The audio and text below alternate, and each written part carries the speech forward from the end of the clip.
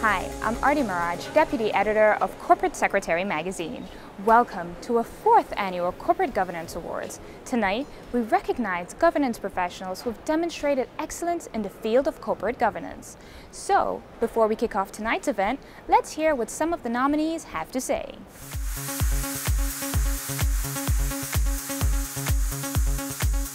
We've taken an open mind approach to technology, not confined ourselves to just using your traditional press releases, SEC filings as communication with the investor community, and looking at things like the company's blog, Twitter feed, Facebook page, and other forms of new media that our businesses are very active with using. For me, it was just curiosity. It was really, this is what everybody's talking about, and I wanted to just see what it was all about, how it worked.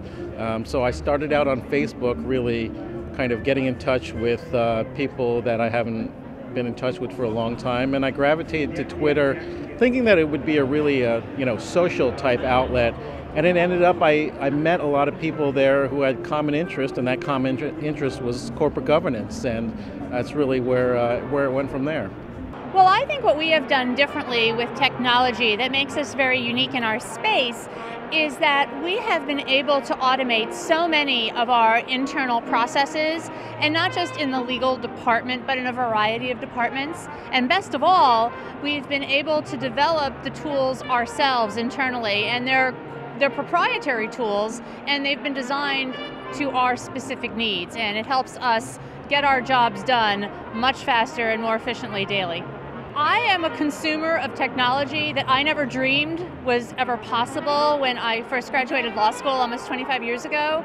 Between email and electronic research and electronic storage, I think it has totally revolutionized the way attorneys practice law and the way I approach my job. But it's funny because it's now become second nature. The worst thing about technology is it's become virtually impossible to disconnect from your job.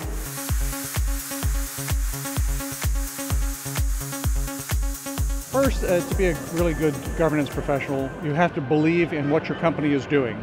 And we're very proud to be part of a financial institution that can do a lot of good for society, both on the wholesale level and the consumer level. And in order to do that, you have to be focused on planning, execution, monitoring, and reporting. And that's an important cycle that all governance professionals have to be involved in. And Neela is terrific at each phase of that operation.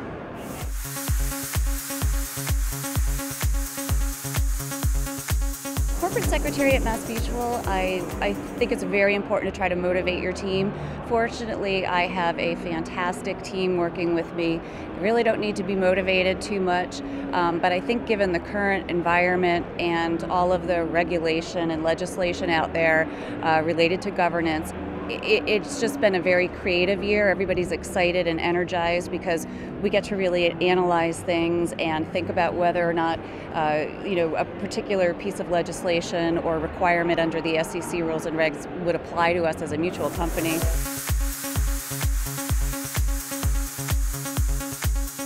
The interesting part about a question as to what is a strong or what makes a strong ethics program is that the companies that have strong ethics program probably don't need them, because it's not the program itself, it's the corporate commitment to live by some ethical standard, to live with integrity. And that is what really creates a culture. The ethics program serves to protect that, to remind people of it. But it is in no way the thing that stands alone as instilling an ethical culture in a company. I think that what a lot of companies miss is that what drives an ethical culture within a company is the day in, day out decisions. It's not a statement in the standards of business conduct, it's how people behave. If the little transgressions go on by without addressing them, then what happens is a culture of non-compliance, a culture that will take shortcuts takes hold, and that's the danger. So it's really more than the tone at the top, it's the tone at the middle. It's the actions of those in the middle that support the ethical culture and ultimately produces an ethical company.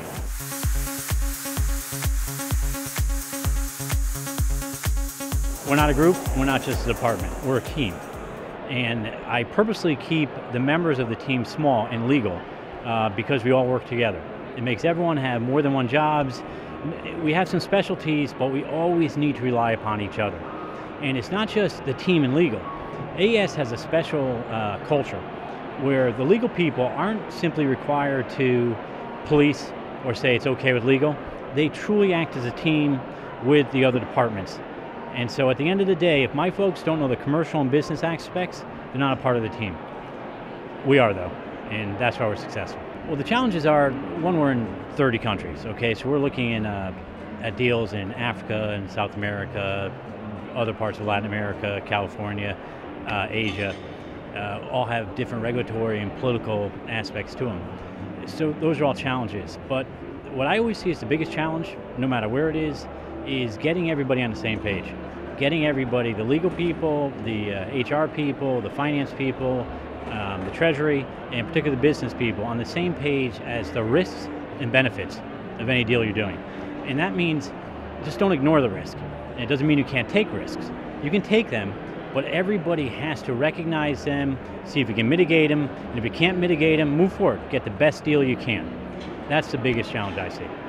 To be a successful governance professional, you need to be well linked across your organization. You need to have the macro view that can allow you to figure out what the right message is to deliver internally and externally, but also the micro view to catch the details, pay attention to the details, and execute on all fronts that are needed. Our company stands out, I believe, because it's clarity and consistency. We have a clear message, we have a clear approach, it's baked into our core operating processes, it's based on sort of continuous execution and continuous improvement as opposed to reacting to a crisis. The idea is to make sure you approach things and look at things thoughtfully in a balanced way and figure out what the right way to go forward is, and just do that each and every day.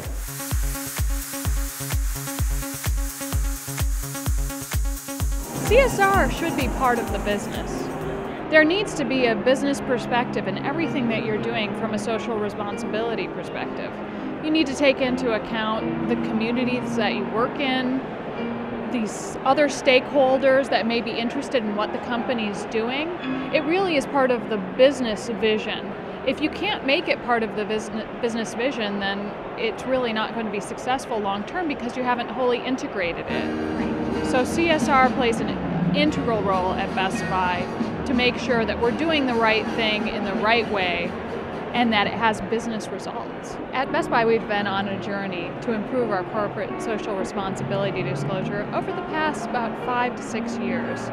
It started out as a report that was run by our media relations and PR group, but we discovered over time that it was really important to integrate a number of different areas into the CSR reporting. And so about the time that I joined Best Buy 5 years ago, we assembled a multifunctional task force, which eventually became the advisory group. And that included representatives from internal audit, accounting, legal, our environmental and social responsibility groups, as well as media relations, to make sure that we provide disclosures that are as robust as possible and disclosures that actually have the same rigor as the ones that we would include in our SEC filings.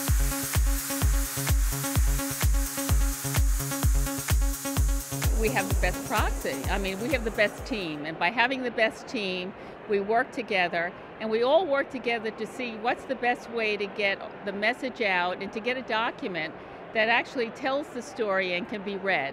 A really good corporate secretary has to be a jack of all trades. They have to be smart, they have to be efficient, they have to be a diplomat.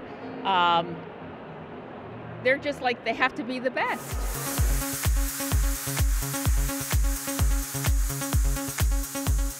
Being nominated as the best legal team in the M&A transaction category has been a great honor for our company and for the team that worked on this particular merger, but really represents a culmination of all of our accomplishments to transform and become the company that we are today.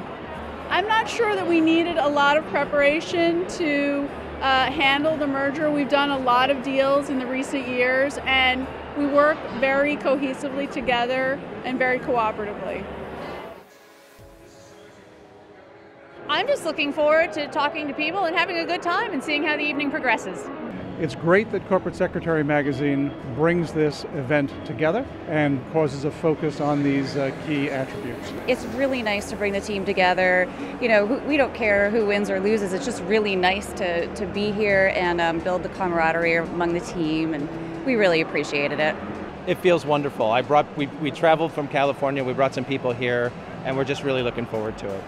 It's wonderful. It's very nice to be recognized, but also just to have a night where you can interact with peers and valued advisors and in a relaxed setting. A few of my colleagues from the office came to be supportive, and that's very nice too. So just a very nice, relaxing night. This is a great night. It's one of my favorite nights of the year. It's a wonderful event to really honor those folks who are working hard to make a difference every day and are sometimes overlooked from time to time. Well, I'm expecting to see a lot of friends and a lot of people I work with and a lot of people who have made the governance area and the corporate secretary area really incredibly professional. We hope you enjoyed our 4th Annual Corporate Governance Awards. Remember to visit us at www.corporatesecretary.com for updated news, and be sure to sign up for our webinars, weekly newsletters, and editors' picks. I am Aarti Maharaj, Deputy Editor of Corporate Secretary Magazine. Thank you for watching.